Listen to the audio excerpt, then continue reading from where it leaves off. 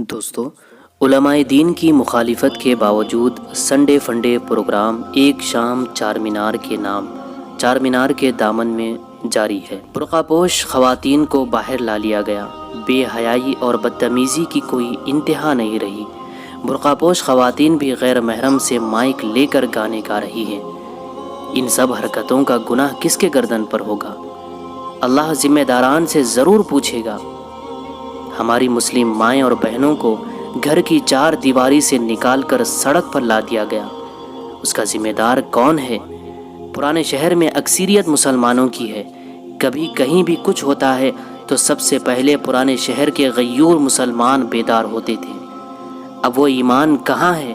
اب وہ غیرت و حیا کہاں گئی؟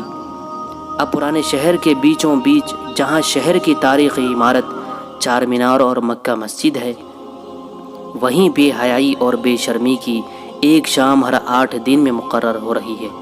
پہلے غیر قوم کے مرد آبٹس پر مہندی لگاتے تھے، ان کی ہمت اب اتنی بڑھ گئی ہے کہ وہ اب چار مینار اور مکہ مسجد کے دامن میں مسلم عورتوں کا ہاتھ پکڑ کر مہندی لگا رہے ہیں، اور برقع پوش خواتین بھاری تعداد میں بہت شوق ناچ اور گانے کا اپنی آنکھوں سے مشاہدہ کر رہی ہیں۔ اس کے علاوہ یہی برقع پوش پردہ نشین ہماری مائیں اور بہنیں بے پردہ ہو کر مکہ مسجد کے قریب اپنی آواز میں غیر قوم اور غیر مردوں کے سامنے گانے گا رہی ہے، جبکہ پرانے شہر کے علماء دین نے اس کی سختی سے مخالفت کی ہے اور اپنی ناراضگی ظاہر کی ہے۔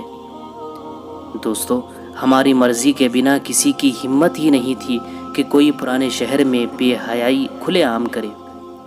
شادی خانوں میں کوئی پروگرام ہوتا ہے تو پولیس مقدمہ درج کر لیتی ہے۔ اب تو چار مینار اور مکہ مسجد کے دامن میں سرکاری اعزازات کے ساتھ ناچنے اور گانے والیاں آ رہی ہیں اور سنڈے فنڈے منایا جا رہا ہے۔ اس سے نئی نسل پر کیا اثر پڑے گا اور نوجوان لڑکیوں پر کیا اثر ہوگا، اور اس کا اثر جو پڑے گا تو اس کا ذمہ دار کون ہوگا؟ اس طرح کی حرکتوں سے ہماری نسلیں برباد ہو جائیں گی۔ کہیں ایسا تو نہیں کہ پرانے شہر میں کسی قدر اسلام باقی تھا، مسلمانوں میں ایمانی جذبہ تھا؟ سنڈے فنڈے پروگرام سے نئی نسل اب ناچنے گانے کو بھی اپنی مذہبی تہذیب کا حصہ سمجھنے لگے گی۔ کیا اب لوگوں کے دلوں سے اللہ اور اس کے پیارے رسول صلی اللہ علیہ وسلم کا ڈر اور خوف ختم ہو چکا ہے؟ کیا اب وہ اسی طرح بے راہ روی کا شکار ہوتے جائیں گے؟ اس طرح کا عمل کیا اب مسلم گھرانوں میں بھی شروع ہو جائے گا؟ کیا پرانے شہر کے مسلمان خود اس ناچ گانے کو اپنا لیں گے؟ اے پرانے شہر والو، تم کو مرنے کے بعد اللہ تعالیٰ کو جواب دینا ہے، اللہ کو اپنا منہ دکھانا ہے۔ اللہ کو کیا جواب دو گے؟ اٹھتے بیٹھتے اب مسلمانوں کے زبان پر 8 دن تک وہی گانے ہوں گے۔ کلمہ اور درود شریف تو بھول جائیں گے، قبر میں کیا جواب دو گے؟